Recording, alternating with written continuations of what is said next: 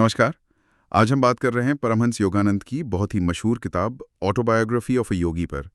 हमारे पास इस किताब की एक काफ़ी गहरी समीक्षा है, तो कोशिश रहेगी कि इसकी जो खास बातें हैं वो सामने लाएं। हाँ, बिल्कुल। और ये सब किसी की जिंदगी की कहानी नहीं है। जैसा कि समीक्षा में कहा गया है, ये असल में आत्मा की खोज का एक अहम सफर है। हाँ, किताब की एक लाइन भी है कि असली जीवन सिर्फ बाहरी घटनाओं का लेखा-जोखा नहीं, बल्कि अंदर जागती हुई चेतना की कहानी है। तो इसी सोच के साथ आगे बढ़ते हैं। बिल्कुल। तो सबसे पहले परमहंस योगानंद, ये थे कौन? हाँ। 20वीं सदी के एक जाने माने भारतीय योगी। इन्होंने पश्चिम में, खासकर अमेरिका में, क्रिया योग को पहुंचाया। हाँ, और समीक्षा इस बात पर बहुत जोर देती है कि उनकी सबसे बड़ी देन शायद ये थी कि उन्होंने ध्यान और अध्यात्म को किसी एक धर्म या देश से ऊपर उठाया। मतलब सबके लिए एक तनुभव की तरह पेश किया। का अनुभव करने की वो जो गहरी इच्छा थी, हाँ, और एक सच्चे गुरु की तलाश, हाँ, उसका जिक्र मिलता है। हाँ। और फिर उनकी जिंदगी में वो बड़ा मोड़ आता है जब वो अपने गुरु श्री युक्तेश्वर से मिलते हैं। बिल्कुल। और समीक्षा बताती है कि ये जो गुरु शिष्य का रिश्ता है, हाँ। ये दिखाता है कि कैसे प्रेम, भक्ति और समर्पण, ये सब आध्यात्मिक रास्ते के लिए कितने जरूरी हैं। हाँ। मार्गदर्शन का महत्व यहाँ साफ दिखता है। हाँ, हाँ। है ना? सही कहा। और यहीं पर फिर क्रिया योग की बात आती है। किताब इसे एक वैज्ञानिक ध्यान पद्धति कहती है। सुनने में तो ये काफी गहरा लगता है। आसान शब्दों में ये है क्या असल में? हाँ, देखिए, समीक्षा के हिसाब से क्रिया योग सिर्फ शांत बैठना नहीं है। इसमें सांस, ध्यान और अंदरूनी जागरूकता, इन सब का एक मेल है। और साथ में ऊर्जा नियंत्रण की कुछ खास तकनीकें भी हैं। ऊर्जा नियंत्रण। हाँ, माना जाता है कि ये तकनीकें सीधे हमारी जो जीवन ऊर्जा है और चेतना, उस पर असर डालती हैं, जिससे मन शांत होता है और कहा जाता है कि आध्यात्मिक तरक्की तेजी से होती है। अच्छा। तो ये सिर्फ शरीर की कसरत नहीं है, ये आत्मा का अभ्यास है, जिससे अंदरूनी बदलाव आ सकता है। समझ गया। तो ये क्रिया योग एक तरह से अंदर की शक्ति जगाने का तरीका हुआ। और शायद इसी शक्ति के कुछ कह सकते हैं हैरत अंगेज उदाहरण हमें उन संतों और योगियों की कहानियों में मिलते हैं जिनका जिक्र किताब में है। हाँ, बिल्कुल। जैसे वो लाहिरी महाशय थे, या वो संत जो बिना खाई पिए रहती थीं, या फिर वो अमर कहे जाने वाले बाबा जी। हाँ, बिल्कुल। किताब में ऐसी कई चमत्कारी सी लगने वाली मुलाकातों और घटनाओं का जिक्र है।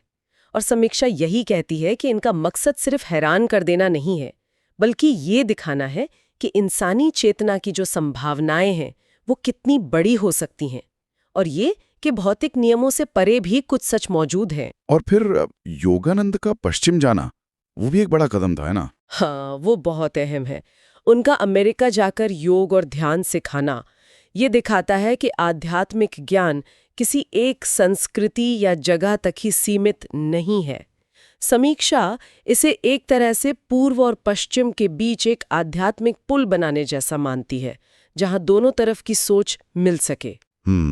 किताब मौत और आत्मा के हमेशा रहने वाले स्वभाव पर भी बात करती है कि शरीर खत्म हो जाता है पर आत्मा नहीं। ये सोच तो जीवन और मौत को देखने का पूरा नजरिया ही बदल सकती है। बिल्कुल।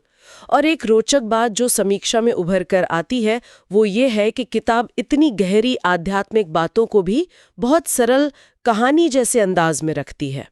वो जो चमत्कारों का जिक्र है, वो लोगों में श्रद्धा जगाने के साथ साथ उन्हें अपने अंदर देखने के लिए भी प्रेरित करता है। हाँ। एक तरह से ये विज्ञान और आध्यात्म को साथ लाने की कोशिश लगती है, जो आज के जमाने में भी लोगों को अपील कर सकती है। पर हाँ, जैसा अक्सर ऐसी किताबों के साथ होता है, हर कोई इसे एक ही नज़र से नहीं देखता।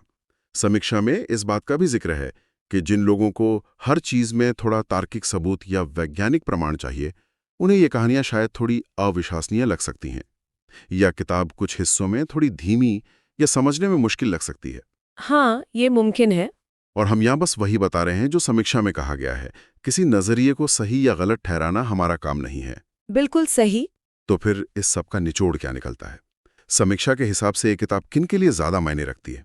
मुझे लगता है समीक्षा यही इशारा करती है कि ये उन लोगों के लिए खास हो सकती है जो जिंदगी के गहरे सवालों के जवाब ढूंढ रहे हैं। अच्छा। या फिर वो लोग जो योग ध्यान को सिर्फ सेहत सुधारने का तरीका नहीं मानते, बल्कि कुछ और गहरा समझना चाहते हैं। या फिर जो भारतीय संतों, योगियों और वो जो मन की शांति की दुनिया है, उसकी एक झलक पाना चाहते हैं। ठीक है। तो आखिर में समीक्षा यही कहती है कि ऑटोबायोग्राफी ऑफ अ योगी सिर्फ पढ़ने के लिए नहीं है, बल्कि जीने के लिए है। ये एक आईने की तरह है जो पाठक को अपने अंदर देखने को कहता है। और यहीं से वो सवाल उठता है जिसका जिक्र समीक्षा में भी है कि हमारा असली घर हमारे अंदर ही है। और इसी सोच के साथ आज की बातचीत हम खत्म करते हैं। अगर हमारा असली ठिकाना हमारे अंदर ही है तो सवाल ये उठता है कि हम अपनी रोजमर्रा की भागदौड़ वाली जिंदगी में बिना कोई योगी बने भी उस अंदर के घर से थोड़ा जुड़ाव कैसे महसूस कर सकते हैं। इस पर सोचा जा सकता है।